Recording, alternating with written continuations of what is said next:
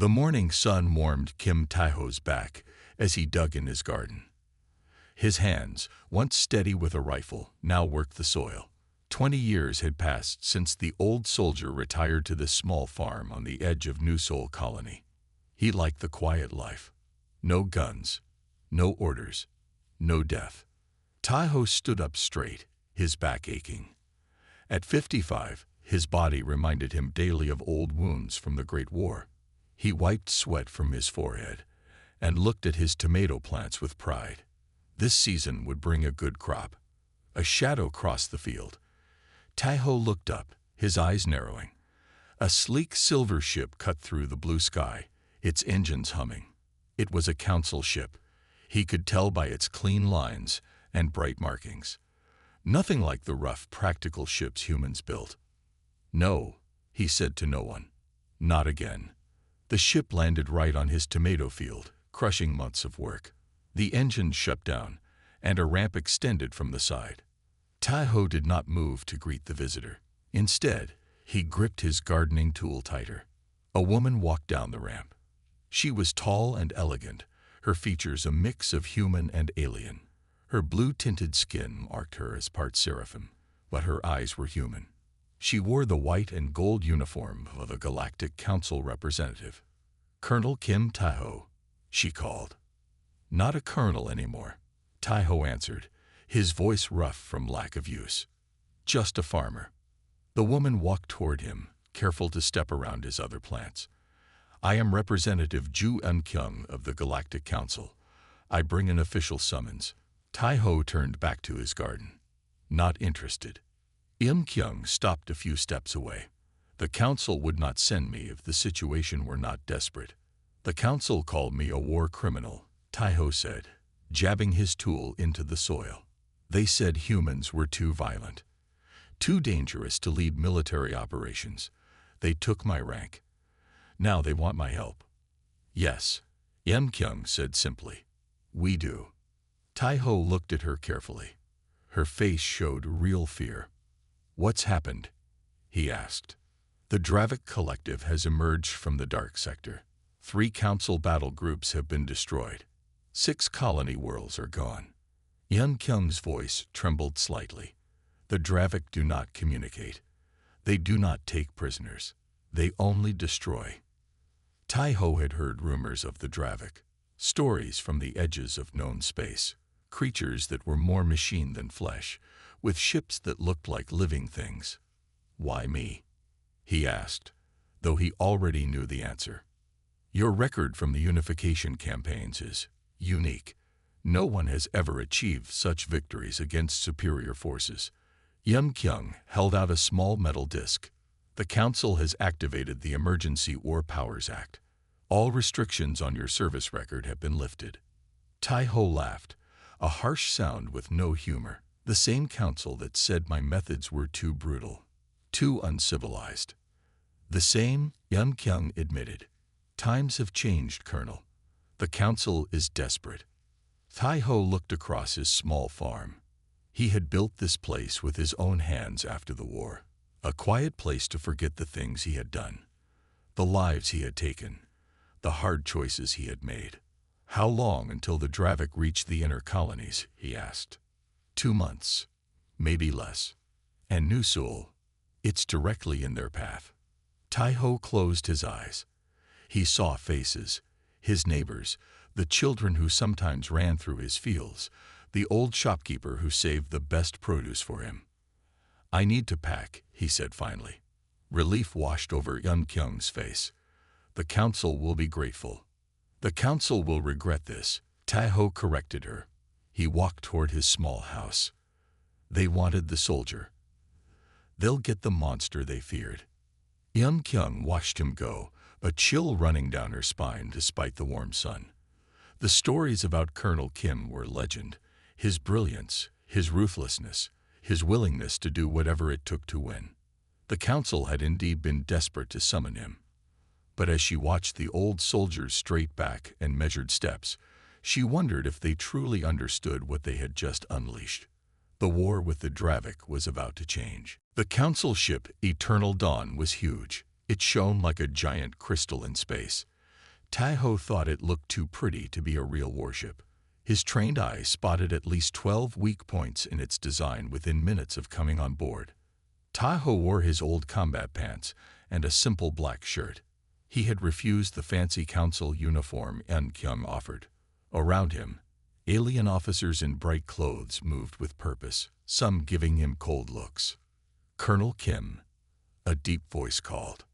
Taiho turned to see General Park Ji-won walking toward him. The man's hair had gone gray, but his handshake was still firm.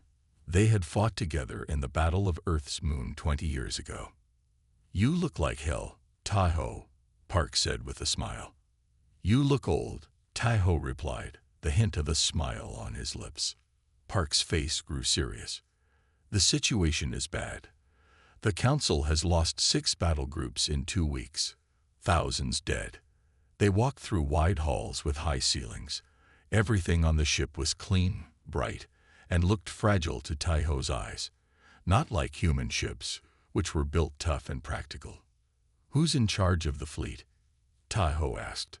"Fleet Commander Han Min-soo," Park said, his tone careful. "He's young, has never seen real combat." They entered a large room with a glowing map of the galaxy in the center. Officers stood around it, pointing and talking. At the head of the table stood a man in a perfect white uniform covered with medals. His face was smooth, his posture stiff. "Commander Han," Park said. "This is Colonel Kim Taiho." Han looked at Taiho with barely hidden disgust.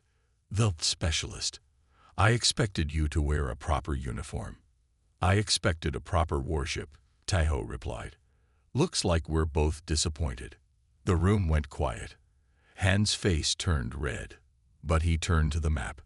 "We have been following standard council battle plans against the Dravik. Formation Alpha 6 has been our primary." "Show me their movements." Taiho cut in. "Not yours." Han looked insulted but waved his hand. The map changed to show red dots moving through blue space. The red pushed forward like a wave, never stopping. Taiho studied the pattern.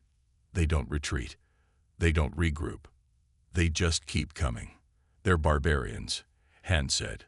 "No understanding of proper military conduct." Taiho looked at him. "They're predators, and you're fighting them like they're diplomats with guns." He stepped up to the map and pointed to the Dravik movements. "They attack the same way every time because you defend the same way every time. You're predictable." Han's face grew darker. "We follow council battle protocols. They ensure minimal loss of life." "Your casualty rate is 90%, Taiho said flatly. "The protocols have failed." The room was silent. Han looked around at his officers, seeking support. "What would you suggest, Colonel?" "Abandon thousands of years of refined military doctrine for human tactics." Taiho touched the map. It zoomed in on the Dravik ships. Unpredictable attacks. Hit and run. Target their supply lines. Use smaller ships as bait. Fight dirty. "Impossible," one alien officer whispered. "Barbaric," said another. Han shook his head.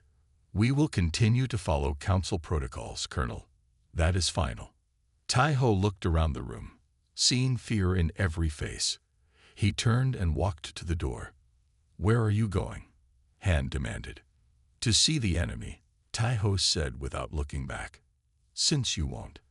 In the hallway, Park caught up with him. "You haven't changed, Taiho. Still making friends wherever you go." "How many more have to die before they listen?" Taiho asked. Park looked grim. "Too many, I fear." Taiho stopped walking and turned to his old friend. "I need a small ship, fast and quiet, and I need to see the Dravik up close." "That's against direct orders," Park said. "Then find me someone who doesn't care about orders." Park was quiet for a moment. Then he smiled slightly. "I know just the captain." As they walked toward the ship's hangar, Taiho felt something he hadn't felt in years, the calm focus before a mission. The council had called him back to fight, but they still didn't understand what that meant. They would learn soon enough. Captain Beck Sung-ho's scout ship, Swift Shadow, was small, fast, and dark gray, nothing like the shiny council vessels. Tai-ho liked it immediately. "This is against direct orders," Captain Beck said, as he checked the ship's systems. He was young but had hard eyes. "If we're caught, we'll all face punishment. If we don't go, there won't be anyone left to punish us," Tai-ho replied. A young woman with short black hair approached them. "Colonel Kim, I'm Lieutenant Choi Yun-hee, tactical analyst. I studied all your campaigns. I'd like to join you."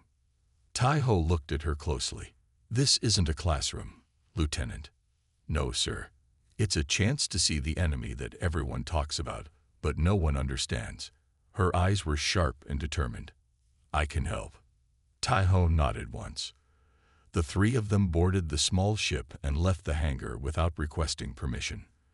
The Swift Shadow slipped away from the eternal dawn, like a fish into dark water. "Where to, Colonel?" Captain Beck asked. "Sector 17. There was a battle there yesterday." Tai-ho pointed to a spot on the navigation map. "We need to see what the Dravik do after they win." The ship moved quickly through empty space. After 2 hours, they reached the edge of Sector 17. Beck turned on the stealth systems. The ship went dark and quiet, drifting forward on minimal power. "Oh no," Yun-hee whispered as they entered the battle zone. Broken council ships floated everywhere. Some were cut in half, others still burned. The clean white metal was blackened and torn.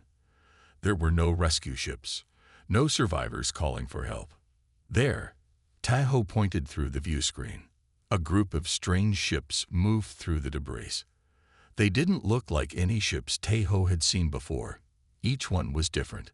Some parts looked grown rather than built. They had odd shapes and moved like living things. "What are they doing?" Beck asked. They watched as the Dravik ships attached to broken council vessels. Small figures in dark suits cut into the hulls with glowing tools. "They're taking things," Yun-hee said, checking her screens. "Technology, materials. Wait." Her face went pale. "They're taking survivors too." Tai-ho watched carefully. "They're not just collecting materials. They're learning." Yun-hee checked her scanner. "Their ships don't follow any standard design. Each one is unique, adapted and evolved." "Scavengers," Tai-ho said. "They take what works and make it part of themselves." Suddenly, an alarm beeped softly. One of the larger Dravik ships had changed course. It was moving toward them. "They've spotted us," Beck said, reaching for the controls. "I'll get us out of here." "No," Tai-ho said firmly. "Hold position. Power down everything except life support." "They'll find us," Beck protested. "They hunt movement and energy. Stay still. Stay dark." Tai-ho's voice was calm. The massive Dravik ship came closer. Through the view screen, they could see its strange hull. It looked partly grown, like a shell or bone, with weapons of many designs attached to it. Some looked like council weapons, others were unknown. The ship passed within a few kilometers of them. No one on the Swift Shadow moved or spoke. Tai-ho could hear Yun-hee holding her breath. After 10 long minutes, the Dravik ship moved away, returning to its work. "They hunt like animals," Tai-ho said softly. "They focus on movement and energy patterns. The council ships are too predictable, always the same formations, the same power signatures." "How do we fight something like that?" Beck asked. "We become unpredictable," Tai-ho replied. "We change everything they expect from us." The Swift Shadow drifted for another hour, recording everything. Then Beck carefully turned the ship around and took them back to the eternal dawn. When they arrived, Commander Han was waiting with security officers. His face was red with anger. "You directly violated orders," he shouted. "I could have you all arrested." Tai-ho ignored him and walked straight to the war room. He connected their recording to the main display. The room fell silent as everyone saw the Dravik ships harvesting the council vessels. The Dravik aren't just fighting, Taiho said. They're consuming. Every battle makes them stronger because they take your technology and learn your tactics.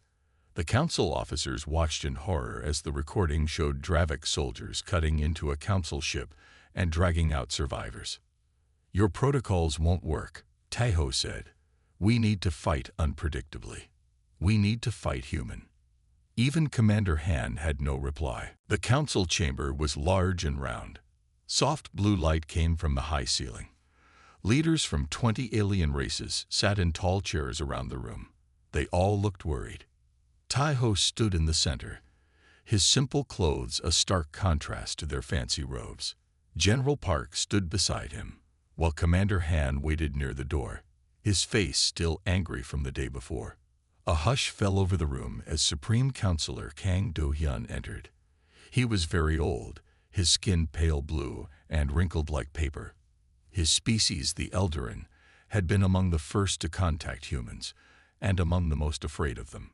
Colonel Kim, Kang's voice was soft, but carried through the room. You claim our strategy is wrong. For 10,000 years, Council military plans have kept peace in the galaxy. Peace isn't what we're facing, Taiho said simply. The Dravik don't want to make deals. They want to destroy everything. A large screen showed the recordings from Taiho's mission. The council members shifted uncomfortably as they watched the Dravik ships tearing apart council vessels. Our reports show the collective will reach the core worlds in 14 days, General Park added. New Seoul colony is directly in their path.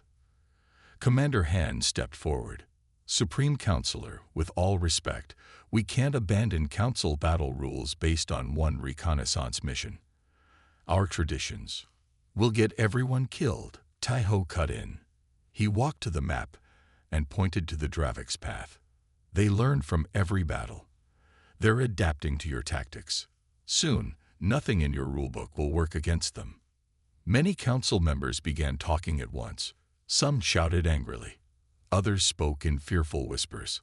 Supreme Counselor Kang raised a thin hand, and silence fell. What do you suggest, human? Give me command of 3 battle groups, Taiho said. Let me fight without council restrictions. The room erupted in objections. Impossible. Too dangerous. He'll start a worse war. Kang tapped his fingers on the arm of his chair. The rules of military conduct have never been suspended. Not once in our history. Then this will be the end of your history, Taiho stated flatly. Commander Han pushed forward. This is outrageous.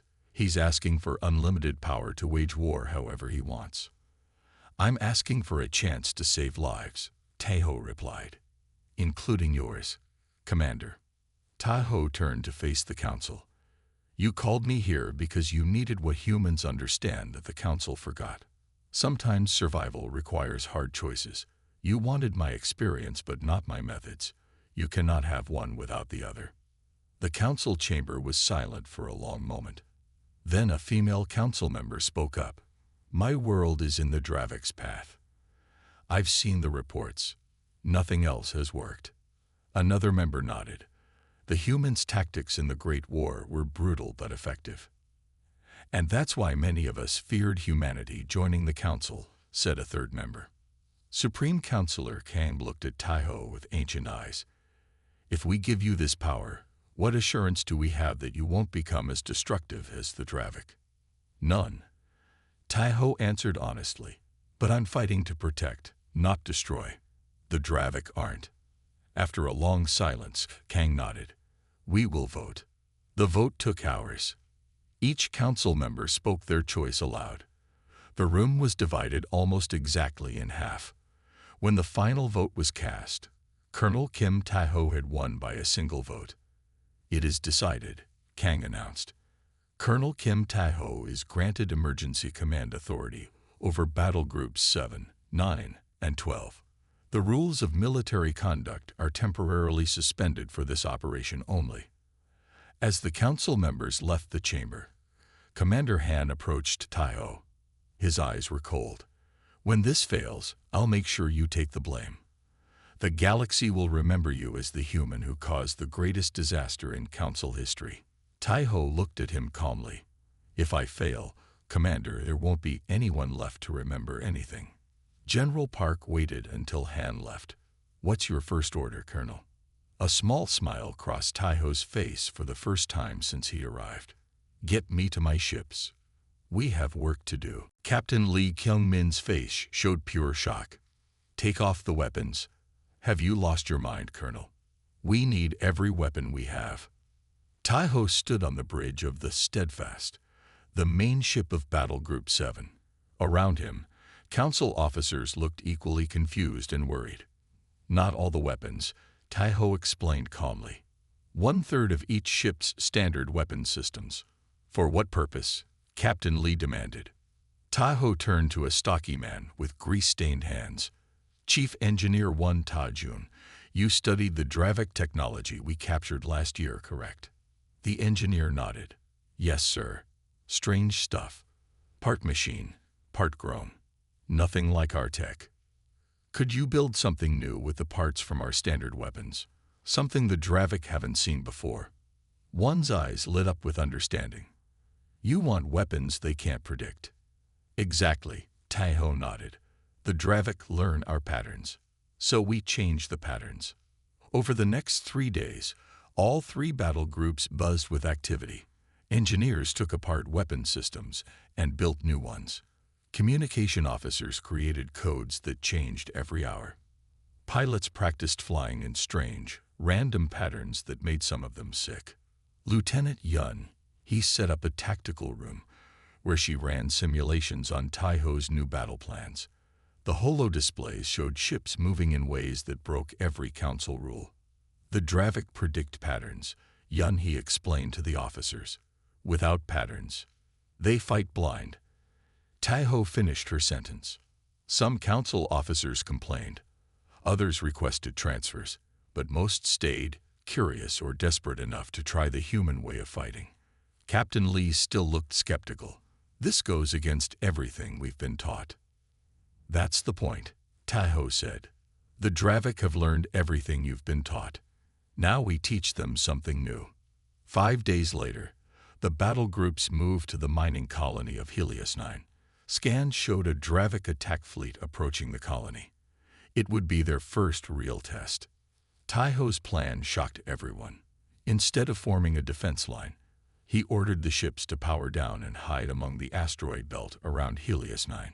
They'll think the colony is undefended, he explained. They'll come in confident, not careful. The officers waited in tense silence as the Dravik fleet approached. The enemy ships moved in their usual pattern.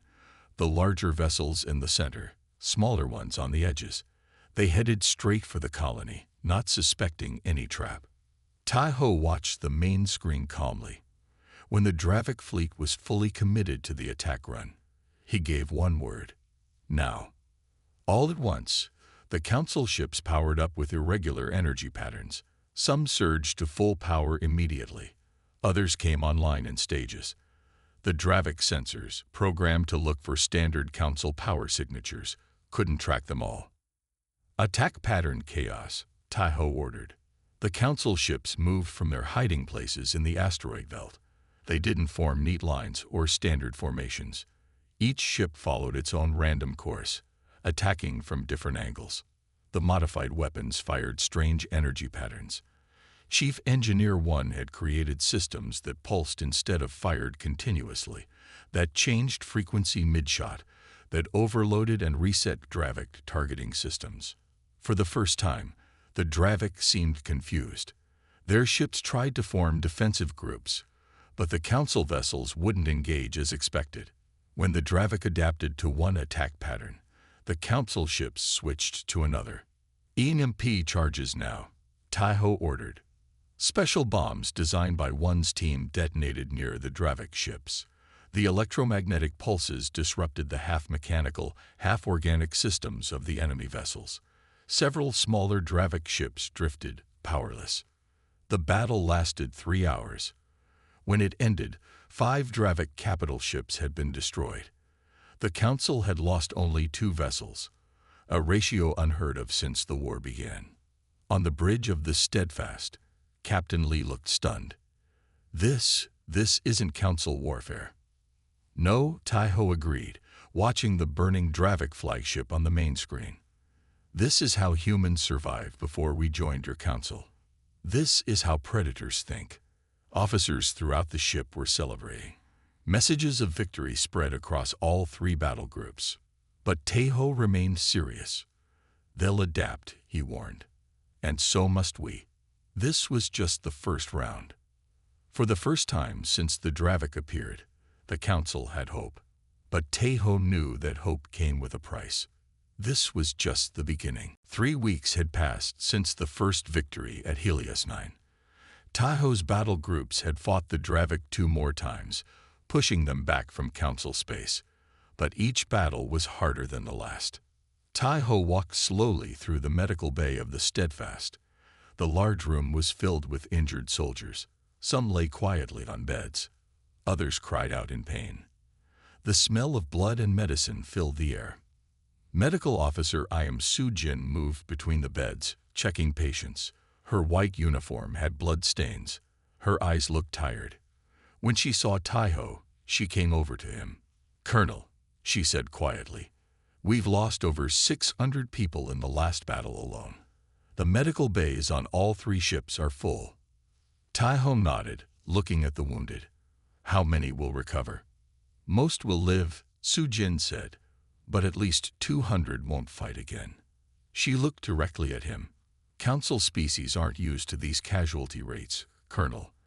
Their bodies aren't as tough as humans. Their minds aren't prepared for this kind of fighting." Before Taiho could answer, General Park entered the medical bay. His face was grim. "The council is concerned about your methods." "Taiho," Park said when they stepped into the hallway. "The death count is higher than anything in recent council history. Are they concerned about survival?" Taiho asked sharply. "Because that's the alternative." They walked to the tactical room, where Lieutenant Yunhee waited with new reports. The large screen showed the Dravik fleet regrouping in Sector 12. "They're learning," Yunhee said. "Look at their new formations." Taiho studied the screen. The Dravik ships now moved in irregular patterns, similar to the ones his ships used. They had changed their attack style after each battle. "The predator is learning from its prey," Taiho said softly. Yunhee pointed to a particular part of the screen. "Sir, we've noticed something. The Dravik always keep one ship protected behind their lines. It never engages directly." Taiho looked closely at the ship she indicated. It was larger than the others, with a strange shape that reminded him of a brain. "Their command center," he said. "Their brain." He stood quietly, thinking. Then he began to outline a new plan. It was dangerous. They would sacrifice one battle group as a decoy to draw the Dravik into a trap, while a small strike team would target the protected command vessel. When he finished explaining, the room was silent. Captain Lee finally spoke. "This plan will mean certain death for hundreds of our people." "Yes," Taiho said simply. "The council will never approve this level of sacrifice," Lee said. "Then we don't tell them," Taiho stated. "We do what needs to be done." The officers looked at each other, uncertain. One by one, they nodded slowly. They had seen enough to trust Taiho's judgment, even if they feared his methods. As the meeting ended, General Park stayed behind. "This isn't like the old days, Taiho. There are witnesses, records. If you do this—" "I know," Taiho said. "I'll be the monster they always said I was." He looked at the casualty lists on his screen. Some prices must be paid. That night, Taiho stood alone on the observation deck, looking out at the stars. He couldn't sleep. The faces of the dead and wounded filled his mind. "Medical Officer Im found him there. My staff tells me you refuse sleep medicine," she said. "The nightmares from the Great War." "Some nightmares shouldn't be forgotten," he replied. "They remind us of what we're capable of." Im studied him with professional concern. "You're punishing yourself for choices you haven't even made yet." "No," Taiho said quietly. "I'm remembering what it costs to win. Tomorrow, I'll pay that price again." "And the council?" Im asked. Tai-Ho continued to look at the stars. They wanted a weapon. That's what I am. But weapons have consequences. He turned to face her. Get some rest, Doctor. Tomorrow will be a hard day. As I'm left, Tai-Ho returned to watching the stars. Somewhere out there, the Dravik were planning their next move. And so was he. The difference was, he was willing to pay the price that victory demanded. Even if that price was his own humanity. Battle Group 9 moved into position. The ships formed perfect council battle lines, just as they had been trained to do for centuries. They looked exactly like every council fleet the Dravik had ever destroyed. That was the point. From the small stealth ship hidden behind a moon, Tai-Ho watched the trap being set. The decoy fleet would draw the Dravik's attention, making them think they faced another easy victory. Meanwhile, Tai-Ho would lead a strike team directly to the heart of the enemy. Their command ship. Decoy fleet is in position, reported Lieutenant Yunhee from her station. The Dravik are responding as expected. Tai-Ho nodded. On the screen, the Dravik fleet moved toward Battle Group 9. Just as he had predicted, they sent most of their ships forward, keeping only a small group to protect their command vessel. Our ship is ready, Colonel, said strike team leader Kang Jae-hyuk. He was a former human special forces soldier who had fought in many battles. His team of 20 elite fighters stood ready in the launch bay. Yunhee had objected when Tai-Ho said he would lead the mission himself. A commander should stay back and direct, she had argued. Some missions require the commander's hands to get dirty, had been his only reply. Now, as they prepared to launch, Kang looked at Tai-Ho with understanding. Just like the Proxima Centauri campaigns, sir. Tai-Ho nodded grimly. Except this time, we're the aliens. Their small ship was special. Chief Engineer 1 had modified it to emit energy patterns that matched Dravik vessels. As the battle began, and Battle Group 9 engaged the Dravik forces, Tai-Ho's ship slipped away, heading for the rear of the enemy fleet. The plan worked perfectly at first. The Dravik focused all their attention on the decoy fleet. Council ships fell one by one, fighting bravely even though many knew they would not survive. Their sacrifice allowed Tai-Ho's team to approach the massive Dravik command ship undetected. It was only at the last moment that alarms sounded throughout the enemy vessel. By then, Tai-Ho's team was already cutting through the outer hull, making their way inside. The inside of the Dravik ship was like nothing Tai-Ho had ever seen.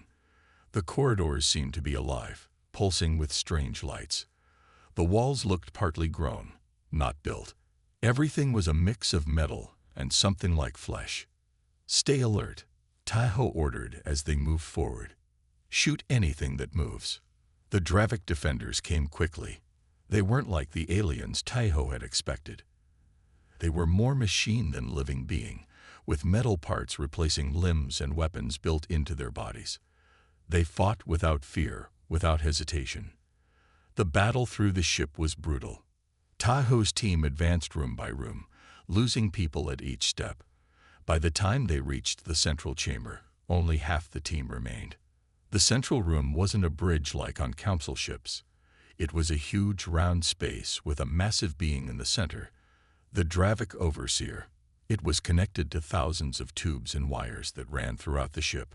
Its body was enormous, and its eyes, at least 20 of them, turned to look at the humans. Human. The creature spoke, its voice both mechanical and organic at once.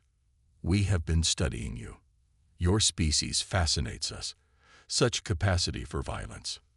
You haven't seen anything yet, Tai-Ho replied, activating the quantum charges his team had placed throughout the ship. As alarms blared, Tai-Ho's team fought their way back toward their entry point. More Dravik defenders appeared from everywhere, emerging from the walls themselves. The fighting was hand-to-hand, desperate, and vicious. 3 more team members fell before they reached their ship. As they prepared to disengage from the Dravik vessel, Tai-Ho received a message from Lieutenant Yunhee. Colonel, the council representatives have discovered the operation. They're ordering immediate withdrawal of all forces. Tai-Ho's response was simple. Communications blackout. Complete the mission. As their ship pulled away, the quantum charges began to detonate. The massive Dravik command ship shuddered, then broke apart in a series of explosions. The effect on the rest of the Dravik fleet was immediate. Their coordinated attack faltered.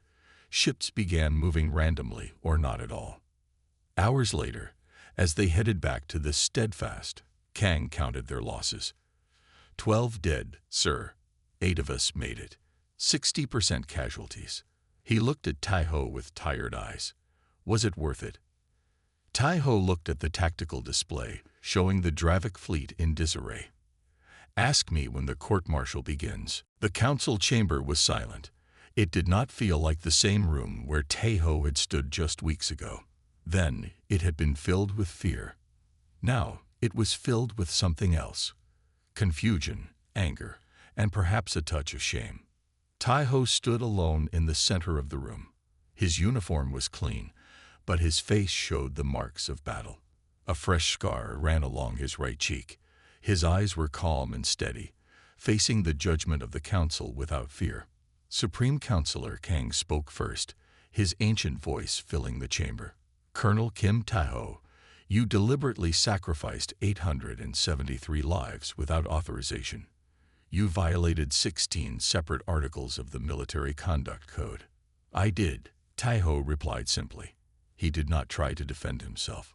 Fleet Commander Han stepped forward eagerly from his place near the wall. His perfect uniform seemed out of place among those who had seen actual combat. The Council must understand that humans cannot be trusted with military authority, Han said loudly. Their natural desire for violence. Their natural desire to survive. A voice interrupted. General Park stepped into the chamber, though he had not been invited. Behind him came Lieutenant Yun-Hee, carrying data tablets. Kang frowned. General Park, this is a closed hearing. With respect, Supreme Counselor, Park replied. You cannot judge Colonel Kim fairly without all the facts. Lieutenant Yun-Hee moved forward, her steps sure despite the angry looks from many council members. The Dravik Collective is retreating across all sectors, she reported, displaying a map on the large screen. For the first time since they appeared, they are falling back. The screen showed the Dravik ships moving away from council space. Many ships moved in random patterns or not at all. The command ship Colonel Kim targeted was their brain, Yun-Hee explained. Our analysis shows they have lost 87% of their ability to coordinate attacks. The council members looked at the display with surprise. Some whispered to each other. Others looked at Tai-Ho with new eyes. The debate lasted for hours. Some called for Tai-Ho's punishment, while others suggested medals. Those from worlds directly threatened by the Dravik seemed more understanding of his actions. Those from safe, inner worlds were the most angry. Finally, Supreme Counselor Kang raised his thin hand for silence. Colonel Kim, do you regret your actions? The chamber went completely quiet. Everyone waited for Tai-Ho's answer. No, he said firmly. I regret they were necessary. I regret that 873 families will mourn, but I do not regret saving billions. He looked around the chamber at the alien faces watching him. You called me here because you needed what humans understand that the Council forgot. Sometimes survival requires terrible choices. You wanted my experience but not my methods. You cannot have one without the other. Kang's ancient eyes studied Tai-Ho for a long time. Then he spoke with the council members in quiet tones. After much discussion, he turned back to Tai-Ho. Colonel Kim Tai-Ho, you are hereby removed from council military service. Your battle plans will be studied, your methods recorded, but your command ends today. Tai-Ho nodded once. He had expected worse. As the council members filed out, Commander Han approached with a satisfied smile. Justice, Colonel. Though I think it's too gentle a punishment. Tai-Ho looked at him calmly. Commander, pray you never face an enemy without someone like me to call upon. Han's smile faded. He turned and walked away quickly. Outside the chamber, Lieutenant Yun-Hee waited. Her face showed concern. What will you do now, sir? Go home, Tai-ho replied. Try to remember how to grow tomatoes. General Park joined them, placing a hand on Tai-ho's shoulder. The council is afraid, Tai-ho. Not of the Dravik anymore. Of what you represent. I know, Tai-ho said quietly. Humans remind them that peace has a price. Sometimes that price is terrible. As they walked toward the ship that would take Tai-ho back to New Sol Colony, Park spoke again. The younger officers talk about you, you know. They study your tactics. They ask questions about human ways of fighting. Tai-ho stopped walking. Good, he said. Maybe next time. They won't wait until it's almost too late to call for help. He looked back at the council chamber one last time. They'll need humans again someday. And we'll be ready. 1 year passed.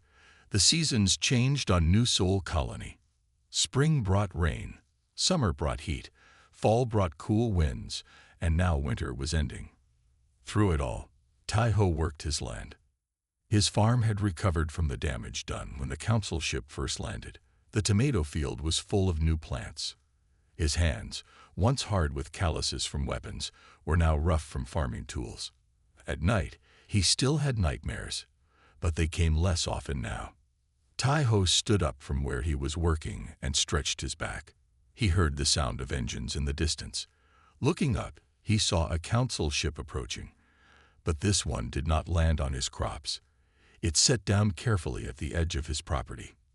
Not again, he muttered, wiping dirt from his hands. The ship's ramp lowered.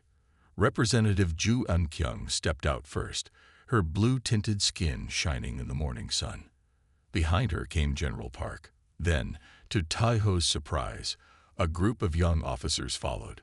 Some human, some alien, all in fresh uniforms. Tai-ho waited as they walked across his field toward him. Colonel Kim Eun-kyung greeted him with a small bow. You are looking well. Not a colonel anymore, Tai-ho reminded her. Just a farmer. He looked at the young officers. Don't tell me there's another threat. No, Eun-kyung smiled. No new enemy. The Dravik have withdrawn to the edge of known space. They are still dangerous, but contained for now. General Park stepped forward. We're here for something else, Tai-ho. The council has established a new military academy. These officers are its first class. Tai-ho raised an eyebrow. And you brought them here, why? They need a teacher, Park said simply. Someone who understands what they might face someday. Tai-ho looked more closely at the young officers. They watched him with a mixture of awe and uncertainty. Some looked nervous to be near the famous, or infamous, human colonel. The council approved this. Tai-ho asked, not hiding his surprise. By unanimous vote, Eun-kyung said. Supreme Councilor Kang said, we need not become the predator, but we must understand it. A young Eldarin officer stepped forward from the group. His blue skin was lighter than Eun-kyung's, making him look very young. Colonel Kim, he said in a clear voice, my name is Officer Jin Do-hyuk. I lost my older brother in your operation against the Dravik. He was on one of the decoy ships. Tai-ho nodded, accepting the words without flinching. I hated you for months, Jin continued. But my home still exists because of your decision. I want to understand how you could make that choice. How anyone could. Tai-ho looked at his farm, the peaceful life he had rebuilt after war. Then he looked at the faces of the young officers. They were so young, so untested, like he had been once long ago. He saw in them both the innocence he had lost and the wisdom they would need. The first lesson, Tai-ho said after a long silence, is that there are no good choices in war, only necessary ones. The young officers moved closer, eager to hear more. Tai-ho saw hunger for knowledge in their eyes, not bloodlust or violence, but a desire to protect. General Park smiled. Does that mean you'll do it? You'll teach them. Tai-ho looked at his tomato plants. They would grow whether he was here or not. And perhaps this was more important. When do we start? He asked. The academy opens next month, Eun-kyung replied. But these officers wanted to meet you first. to understand who would be teaching them. Tai-ho nodded. I need a few days to put things in order here. As the group walked back toward the ship, General Park stayed behind. Welcome back to the battlefield, old friend, he said quietly. A different kind of war this time. A better kind, Tai-ho replied. He looked up at the stars, just becoming visible in the early evening sky. Out there, beyond those stars, the galaxy continued to change. The council was changing too, finally learning what humans had always known. Peace was precious, but being ready for war was what made peace possible. A better kind of war, he repeated, teaching them how to avoid the mistakes we made. For the first time in a very long time, Tai-ho felt something like hope. Asterisk, asterisk, end, asterisk, asterisk.